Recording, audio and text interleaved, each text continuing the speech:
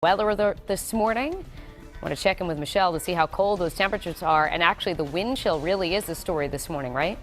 Well, that's right, Danielle. We've got wind chills that are close to zero this morning, and we are going to see gusty winds through the day today. What we are also going to see, quiet weather conditions as we look at live Pinpoint Doppler 12 radar this morning.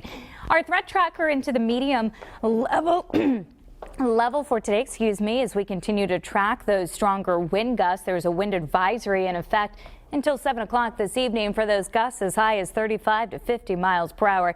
That's helping to keep those wind chills between 5 below and 5 above here in southern New England for this morning. Wednesday, winds will be lighter, the temperature's a little bit milder, and Thursday's a quiet weather day as well. Warwick right now, you're in the teens, 18.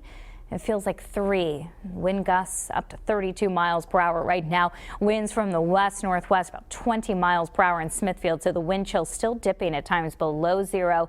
Peak gusts so far this morning more than 30 miles per hour. Tiverton's at 19, feels like 4. 18 degrees in Westerly, feels like 6.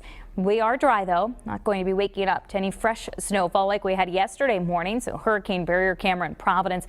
It's a quiet start this morning. In fact, skies are mostly clear across southeastern New England. Still some bands of lake effect snow going across parts of northern western New York State. Wanted to show you this big picture because we are tracking what will eventually try to become a significant winter storm. Where is it right now? Still out over the ocean. This is going to be coming into the northwestern part of the United States later today and tonight. You can already see some of the rain and snow from northern California up into Washington state.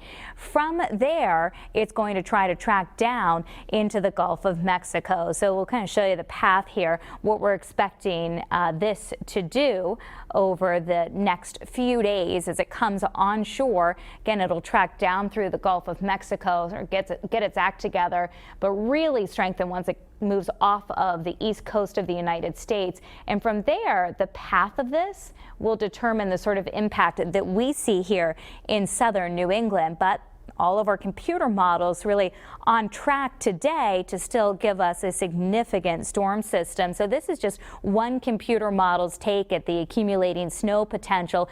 And I didn't put any numbers on this because at this point it's still too early to say, but I did want to give you an idea of where we are expecting the accumulating snow. And it would be from the mid-Atlantic states into southern New England that would right now be the focus of where some of the higher accumulations would be. But again, it's very track dependent.